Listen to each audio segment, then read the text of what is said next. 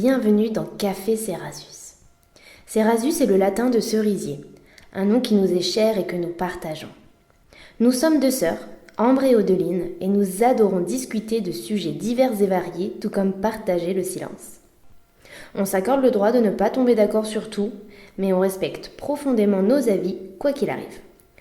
Nos réflexions sont bienveillantes, sans jugement et évidemment non exhaustives. Installez-vous confortablement, c'est votre rendez-vous réflexion et complicité avec Café Cerasus, le podcast d'échange et de partage en toute douceur au pied de notre arbre fruitier.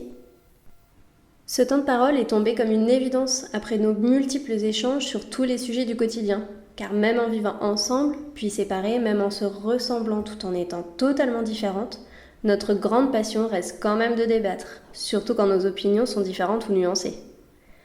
Dans notre société, les langues se délient de plus en plus et selon nous, les gens osent enfin dire ce qu'ils pensent et affirmer leurs croyances, quitte à choquer ou à dérouter. Ce podcast se veut bienveillant, il est donc important de rappeler que les opinions ou les commentaires que l'on pourra avoir ne sont en aucun cas des jugements. Bienvenue à vous!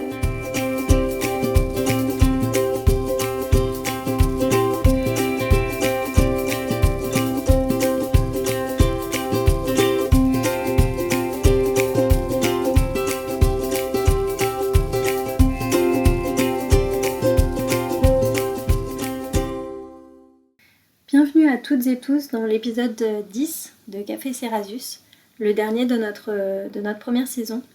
Cet épisode va être un petit peu différent des autres, on n'a rien préparé du tout, on va juste faire un petit bilan toutes les deux de cette saison, des sujets qu'on a pu aborder et voilà, donc on a préparé chacune des questions et on ne sait pas encore ce que l'autre va nous poser, donc vas-y Audi, commence, shoot ta première question. Alors du coup, ma première question, c'est quel a été ton épisode préféré et pourquoi ? Alors du coup, mon épisode préféré, c'est un peu compliqué. J'en ai eu deux qui m'ont vraiment portée. Forcément, le premier a été la maternité, ou la parentalité ou la non-parentalité, parce que c'était un sujet qui me tenait vachement à cœur. Et le deuxième, et où là je pense qu'on aurait pu faire 3000 épisodes dessus, c'était le stéréotype des genres.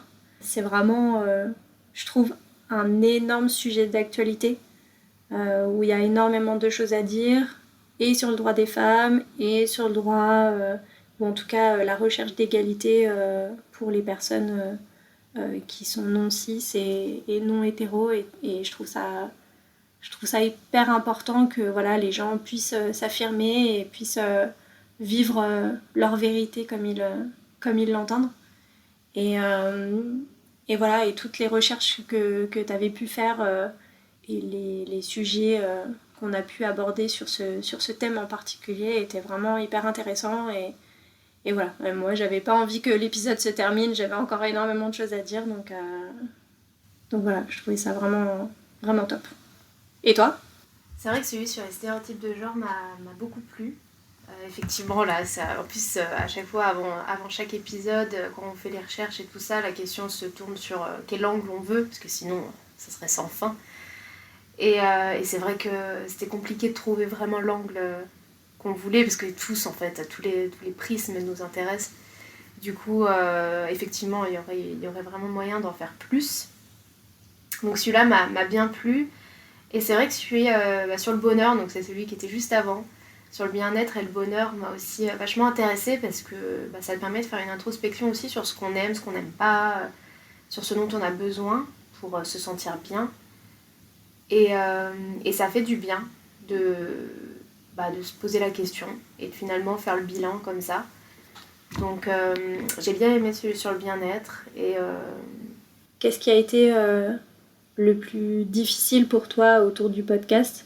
Est-ce qu'il y a eu des écritures plus compliquées que d'autres, des épisodes plus difficiles à aborder voilà, est-ce que tu as trouvé l'exercice du podcast compliqué à certains moments Je pense que ce qui est compliqué, et là où en fait je pense, mais ça doit être pour nous deux, où l'exercice a été assez intense personnellement, c'est qu'on se livre. Enfin, je pense pas qu'on soit non plus des personnes qui se livrent autant en fait dans la vraie vie. Et là, on a quand même abordé des sujets très personnels. On s'est pas forcément bridé.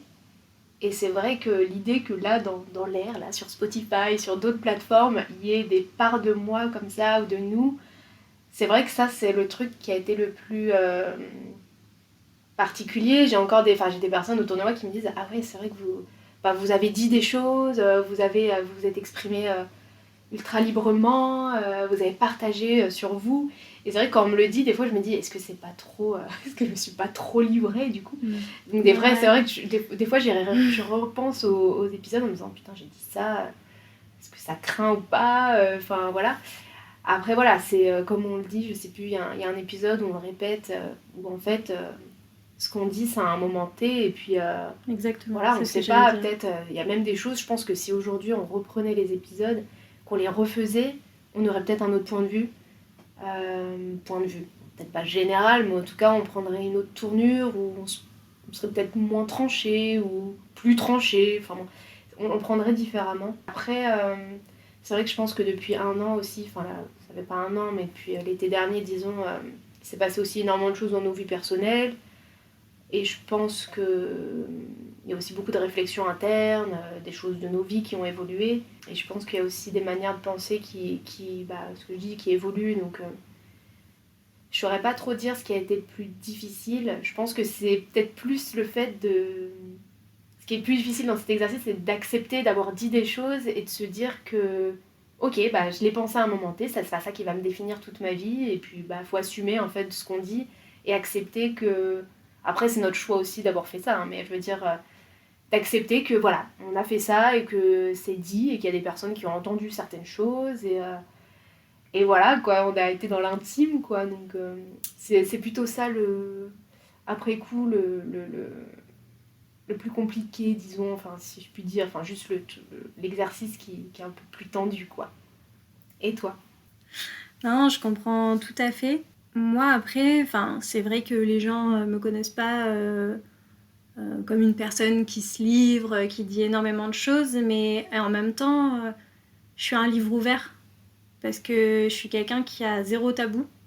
Et du coup, voilà, moi, ça me dérange pas du tout de parler des périodes sombres de ma vie, des périodes tout aussi heureuses ou des trucs comme ça.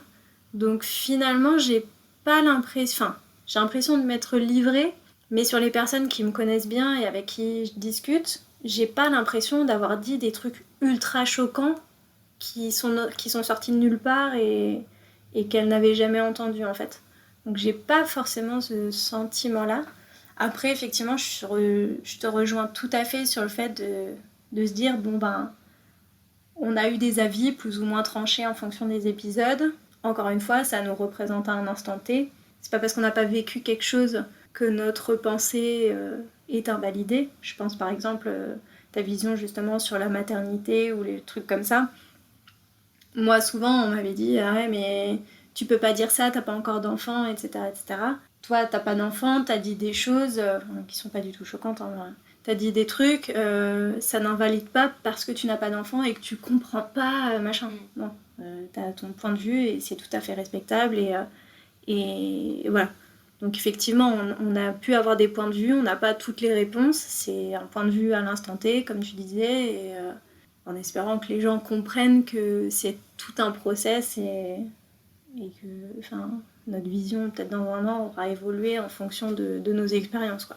Après, sur le côté difficile, j'en ai pas forcément eu. Forcément, les périodes où c'était un peu plus chaud personnellement, trouver le temps d'écrire, c'était plus compliqué. T'as dû me rappeler une ou deux fois à l'ordre pour me dire ah, mais tu m'as pas envoyé ça ou ça. Donc effectivement, c'était un peu plus... Sur la fin surtout, c'était un peu chaud pour moi. Le seul truc qui a été peut-être plus difficile, ça a été sur l'écriture de la non-parentalité. Moi, à l'inverse, j'ai l'impression sur ce sujet-là de m'être un peu retenue par rapport à ce que je pouvais penser vraiment, parce que c'est tellement un thème où tout le monde on veut de l'individualité et en même temps on regarde tout ce que les autres font.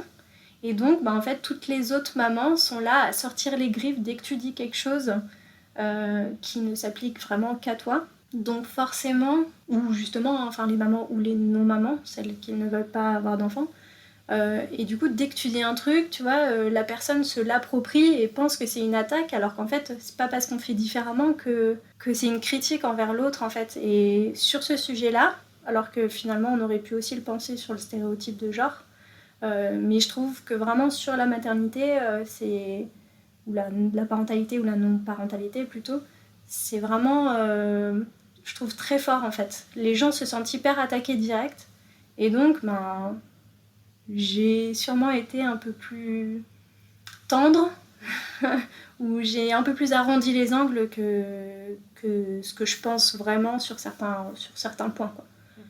Mais donc là où c'était un peu plus difficile de me dire, moi qui suis un peu impulsive et qui peut dire un peu tout ce qui me passe par la tête, de prendre le temps de décortiquer, de voir pourquoi je pense certains trucs et d'essayer de tourner mes phrases en tout cas et mon ressenti de manière à pas offenser les gens, quoi. Donc c'est vrai que là-dessus c'était un peu plus compliqué, mais c'était pas la mer à boire, quoi. Ouais, je comprends bien.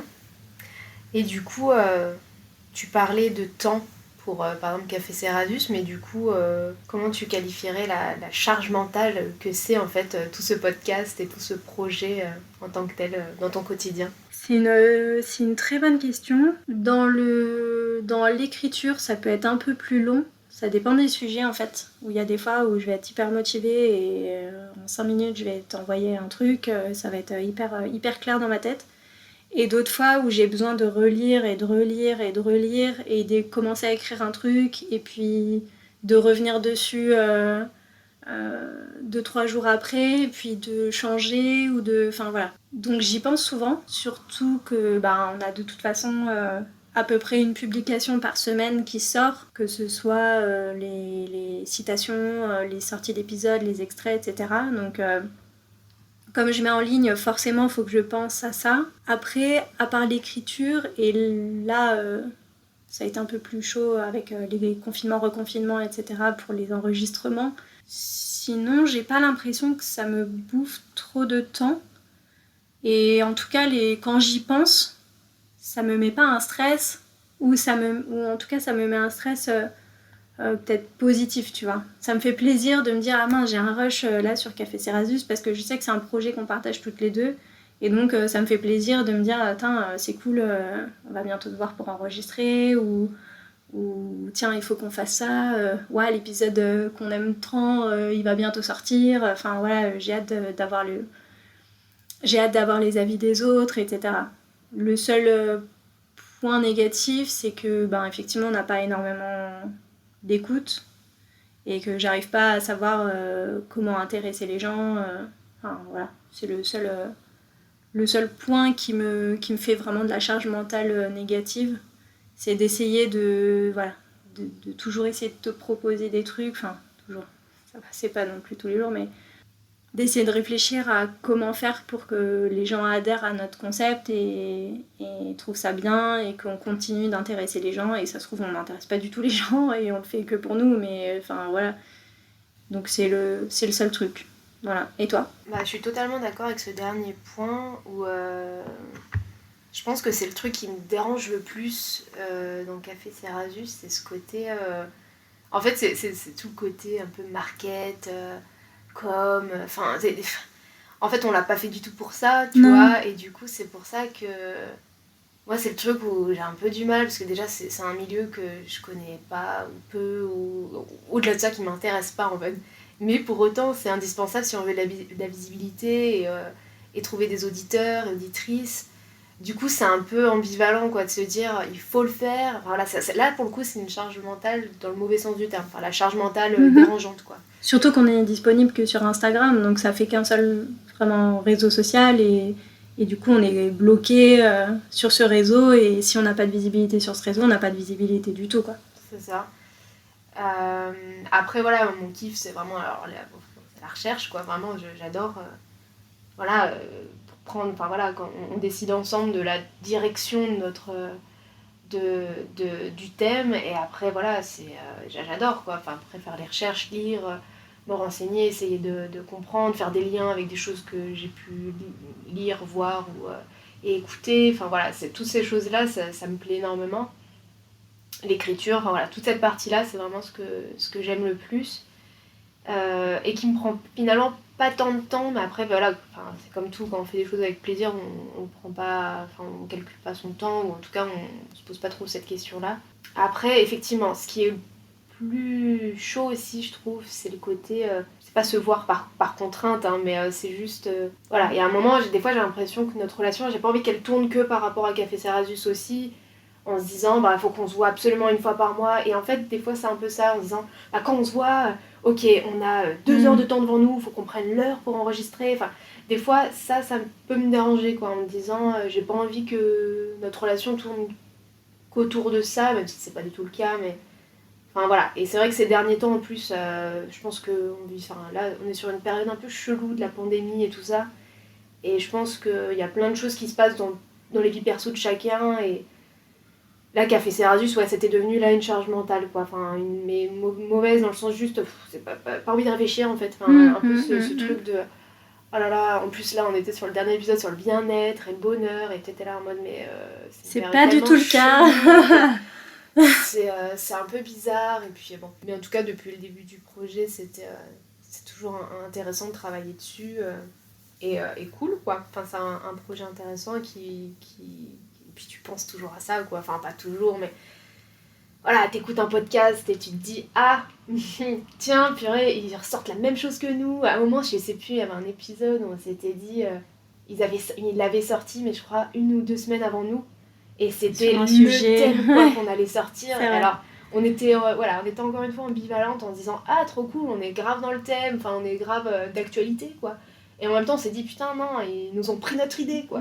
Du coup on était un peu en se disant c'est bon, on n'est pas trop à la ramasse, on n'est pas en train de faire des trucs de outsider et tout, mais en même temps on se disait mince, si tout le monde fait la même chose tout le temps, c'est un peu bête quoi. Je suis d'accord avec toi que là du coup avec la pandémie, surtout sur les 6 derniers mois, on devait se voir pour enregistrer, et je pense que tu vois, il n'y aurait pas cette pandémie, la question se poserait beaucoup moins et on se verrait plus par plaisir que par le fait qu'il faut absolument qu'on enregistre. Là, effectivement, aujourd'hui, c'était un peu galère parce qu'on ne sait pas quand on va pouvoir se revoir, etc. Et qu'il faut finir la saison, les enregistrements, et ça devient un peu plus chaud. Donc, je suis d'accord. Moi, j'oublie pas qu'il y a la pandémie et que ça serait pas du tout le cas si on pouvait se voir régulièrement, quoi. Mais du coup, effectivement, sur tous les thèmes qu'on a abordés, on a essayé de faire des plus légers, des plus sérieux. Et toi, est-ce que t'as plutôt envie, par exemple, sur la saison 2 ou la saison 3 ou 5 ou 6, toi, t'as plutôt envie d'aborder des thèmes plus légers ou au contraire plus sérieux par la suite? J'avoue que je suis quand même quelqu'un qui est intéressé par la profondeur des discours plutôt que par la légèreté et ces choses-là. Donc après, voilà, il faut voir aussi ce qu'on entend par profond et léger, quoi. Mais le côté mix, je le trouve intéressant. Après, j'ai l'impression d'avoir eu plus des retours intéressés et pertinents sur des thèmes plus profonds. Parce que finalement, les personnes en tout cas qui m'ont fait des retours, ça les a plus fait réfléchir sur eux, sur la vie, sur leur vie. Enfin voilà, c'est plus porteur et plus... Ouais, c'est plus réflexif quoi. Enfin, je trouve que c'est plus intéressant. Enfin, en tout cas, moi, ça m'intéresse plus, rien qu'en termes de recherche, d'écriture et de discussion, quoi. Après, c'est vrai que la légèreté, ça fait aussi du bien. Enfin, de temps en temps. Après, ça dépend aussi, comme toute personne, ça dépend de l'auditeur ou l'auditrice qu'on est. C'est vrai que moi, personnellement, j'écoute énormément de podcasts, et en fait, c'est comme la musique, en fait, j'écoute des podcasts selon mon humeur et selon mon envie. Si j'ai pas envie de me prendre la tête, j'écoute un podcast tout doux, où en fait je vais juste être là, ça me fait du bien, et puis juste voilà, quand je suis d'humeur un peu revendicative, ou que j'ai besoin, voilà, je vais écouter mes gros trucs féministes, quand je suis d'humeur, je sais pas, ça dépend quoi en fait de mon humeur. Du coup, je me dis, faire un mix, ça permet aussi aux personnes de juste écouter quand ils ont envie d'écouter, et selon leur humeur et selon leur envie, quoi. Difficile de choisir, quoi. Ouais, je saurais pas trop dire. Mais il n'y a pas à choisir. Ouais, voilà, il n'y a pas à choisir. On continuera hein, les deux, il n'y a pas de voilà. souci. Après, j'ai l'impression que même quand on part sur une idée qui, de base, nous paraît légère, où on se dit, ah, ça va être tout doux. On se dit deux fois, on se dit ça. Et en fait, c'est que, au fur et à mesure des recherches, puis on écrit, puis on voit qu'on va rebondir l'une sur l'autre sur des trucs. Et en fait, on se rend compte qu'un truc qui est censé être léger initialement, en fait, c'est nous-mêmes qui allons y mettre une profondeur, quoi. Parce qu'en fait, on se rend compte que ça va au-delà. Et c'est là, en fait, où tu dis que le monde est incroyable et complexe. C'est qu'en fait, le moindre petit détail, ça va devenir finalement un vrai sujet, quoi. Il y a tout un truc derrière. Il y a tout un mécanisme, tout un système qui rend la chose pas si évidente que ça, en fait, alors qu'elle semble l'être. Et ça, je trouve ça super intéressant. Et toi, du coup, qu'est-ce que tu préfères, toi, en tant que podcasteuse et auditrice aussi ? Moi, en auditrice, je préfère des podcasts qui vont m'apprendre des choses.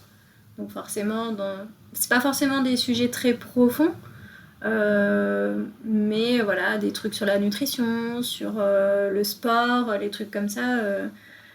Je trouve ça assez intéressant, ou sur la parentalité avec la matrescence et tout. Où voilà, c'est pas forcément hyper profond, mais ça t'apprend un truc. Donc voilà, j'ai pas envie d'écouter pour écouter, sinon j'irai sur Netflix et j'irai regarder le premier truc que je trouve. Mais après, comme tu disais, les côtés légers, ça peut aussi faire du bien. Par contre, effectivement, toi, dans tes recherches, t'es un peu plus frustrée parce qu'on a bien vu qu'il y avait quand même beaucoup moins de recherches, enfin, beaucoup moins de documentation disponible. Je pense en particulier aux années 90 sur la nostalgie. Sur les... Ouais, il n'y avait pas énormément de choses, donc c'est un peu plus compliqué du coup. Et là, il faut trouver pile poil l'angle qui ira bien pour qu'on trouve la documentation. Après, en tant que moi, podcasteuse, non, je resterai aussi sur les sujets un peu plus profonds où tu as besoin de te creuser la tête et comme tu disais au tout début, de faire vraiment une introspection sur toi et voilà, enfin, c'est aussi bien de se poser les questions et de faire une introspection et de vraiment prendre le temps de réfléchir sur ce qu'on va dire et pourquoi on le dit. Moi, franchement, enfin, je trouve que j'ai vachement évolué, ou j'ai vachement accepté de choses depuis qu'on a lancé le podcast. Parce que même si je savais plus ou moins ce qu'on pensait l'une de l'autre, le fait de devoir se poser et d'écrire sur un sujet en particulier, là tu fais le point avec toi-même et tu fais le point sur l'autre. Et j'ai trouvé ça hyper intéressant. Donc je resterai quand même sur des sujets un peu plus ou moins profonds, pour que ce soit intéressant pour moi et potentiellement pour les auditeurs, quoi. Après, le seul truc que je pourrais regretter, c'est que... Et on m'a fait la réflexion, c'est qu'en fait, on est sur un podcast où on est énormément d'accord l'une avec l'autre.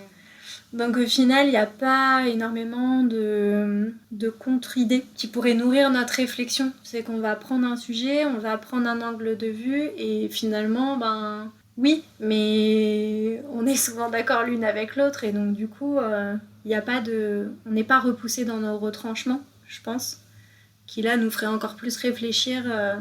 Donc voilà. Du coup, là, qu'est-ce que tu souhaites à l'avenir de Café Cerasus ? Je souhaite qu'on puisse continuer de le faire toutes les deux. J'aimerais qu'on puisse discuter de certains sujets avec des professionnels et d'avoir... en tout cas, que Café Cerasus intéresse des personnes... je sais pas comment dire, mais... intéresse assez de personnes pour que vraiment on ait un impact et que les gens se disent mince, mais c'est vrai que ça me fait penser à des choses, ça me fait me poser des questions et que les gens aient envie de papoter avec nous, quoi. C'est vrai que là pour l'instant c'est toi et moi et parfois nos potes qui nous disent ah ouais c'est hyper bien, ah ouais machin et tout, mais voilà, d'avoir un vrai retour de personnes qui sont à l'extérieur de nos groupes. Ce serait... Moi, j'ai pas de vision en mode... 1 million d'abonnés et puis 30 000 écoutes par mois. Non, mais bien sûr que ce serait génial. Après, voilà, c'est pas mon but. Mais ouais, qu'on puisse passer la vitesse supérieure, en tout cas sur nos réflexions, et faire des réflexions avec des personnes dont c'est le métier, et sur des thèmes qui nous intéressent et sur lesquels on peut parler. Et là, ce serait vraiment cool de pouvoir échanger avec des personnes qui nous animent aussi. Et voilà. Et toi ? Je suis d'accord avec toi dans le sens... On est toujours d'accord. Putain, on est toujours d'accord. Mais le côté impact, je pense que ce que tu as dit, c'est vraiment ce qui peut me manquer aujourd'hui. Après, j'entends là, nos sujets, tout ça, j'ai pas l'impression qu'on soit révolutionnaire dans ce qu'on dit et tout, mais j'aimerais qu'il y ait plus d'impact. Enfin, pas que ma parole divine soit partagée, hein, mais c'est juste que ça puisse amener vraiment des réflexions, que ça puisse vraiment apporter quelque chose. Et oui, comme tu dis, ouvrir la discussion aussi, parce que c'est vrai que t'enregistres un truc, pour autant, il n'est pas figé, quoi. C'est ok, il y a un truc qui dure 20 minutes, 17 minutes sur un réseau, pour autant, c'est ouvert, quoi. La discussion n'est pas finie, bien sûr. Effectivement, quand on entend le générique de fin, ça veut pas dire que c'est ça et c'est pas autrement, quoi. Du coup, que ce soit plus dans le débat, plus dans le partage.